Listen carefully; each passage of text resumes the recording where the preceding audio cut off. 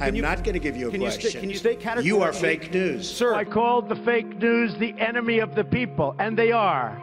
Attacking journalists has become a defining characteristic of Donald Trump. And despite his false statements, polls suggest that more people are likely to believe him than the news media. We often hear this whole situation is unprecedented, but that's not the whole story. What we're seeing is not totally new. In fact, decades-long trends have set the stage for Trump's attacks on the press and people's readiness to distrust it. Don't get the impression that you arouse my anger. You see, I have that impression. You see, one can only be angry with those he respects. There are many, many precedents that would suggest a difficult relationship, if not a hostile relationship, between the press and the presidency, really going back to John Adams. John Adams didn't hesitate to jail editors of some of the papers. Those editors all were supporting John Adams' political rival, who was Thomas Jefferson.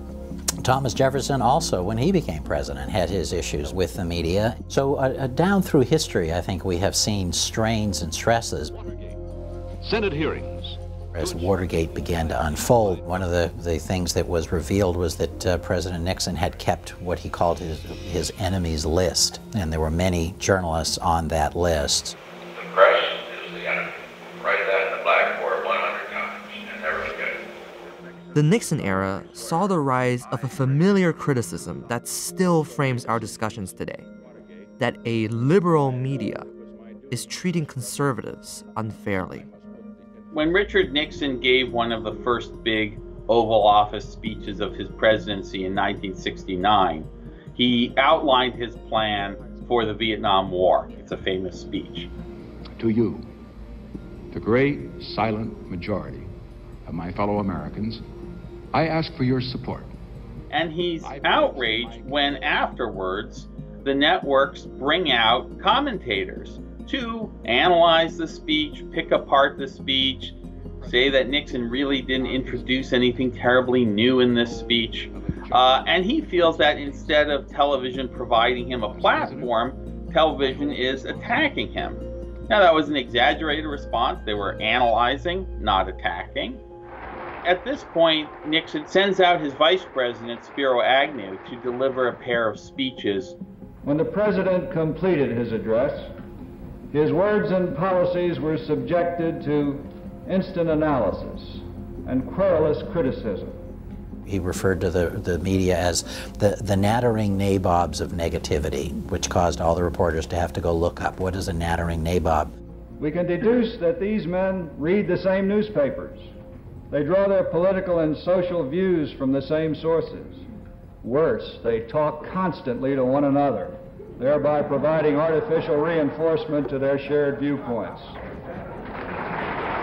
This is an important moment in the rise of this right-wing talking point that the objective news media have a liberal bias. And over the next couple of decades, it sort of becomes an article of faith among the right. And the bottom line is this: yes, we will annoy the media and re-elect Bush. And it's no coincidence that the person who starts Fox News is Nixon's television guy, Roger Ailes. But attacks by politicians aren't the only factor that has harmed the press's credibility.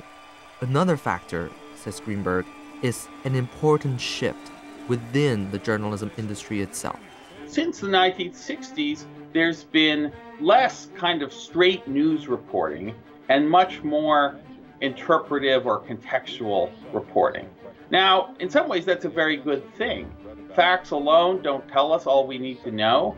The problem is there's also a lot of journalists, especially on television, who fairly recklessly mix together opinion and speculation with the discussion of the news. It used to be you had a voice like Walter Cronkite, who was widely respected and listened to. Now you turn on, so many of the people are former operatives. They're people who just are on there to say provocative things. You know, if you fast forward to the Bill Clinton impeachment saga, the airways were just filled with kind of mindless speculation, people attacking Clinton, defending Clinton. It was okay. You said this was perfectly acceptable. No, I never said it was perfectly acceptable conduct. And that, I think, is partly what has also eroded the credibility, especially of television news.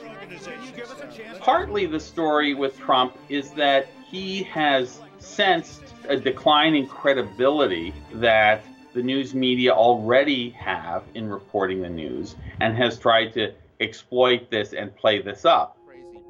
Though news commentaries can harm the perception of a media outlet's objectivity, they usually represent views both from the left and the right. And labeling the professional media liberal overlooks important facts. It's not that they have a liberal bias, it's that they have a propensity toward adversarial journalism. And again, this has become especially intense since the 1960s, since Vietnam and Watergate. And so you saw this with Bill Clinton's presidency. Most of these people who went at him hammer and tongs were people who probably had voted for him. Scandals provide reporters with the opportunity to sort of don their adversarial battle armor. Still, the notion of liberal media and people's suspicion of punditry have eroded the press's authority over the decades. What is more, there is a deeper cultural trend behind this erosion. Since the 60s, we have seen a decline of trust in all of our major institutions. The churches, the universities. There's more of a sense in our kind of YouTube culture that everybody is capable of rendering his or her own judgment with equal validity. There's kind of a decline of authority and expertise across the board. Today, Americans' confidence in the news media is at its lowest in decades. The Fourth Estate's prospect of holding those in power accountable can seem very bleak. But still, there is a lot that reporters can do. What's really important is not to go after Trump with snarky remarks on Twitter or the cable news talk shows, but instead to commit themselves to really thorough reporting. It's going to be his deeds as exposed through reporting, not some kind of public argument. In the Trump era, we might see a rejuvenation of investigative journalism. The New York Times and the Washington Post have been breaking consequential stories about the White House almost daily, and both outlets are seeing spikes in subscriptions. History will tell us that ultimately people are going to search for truth, that smart people, and it doesn't matter whether you're on the left or the right, smart people know that in order to go forward, you have to have valid information.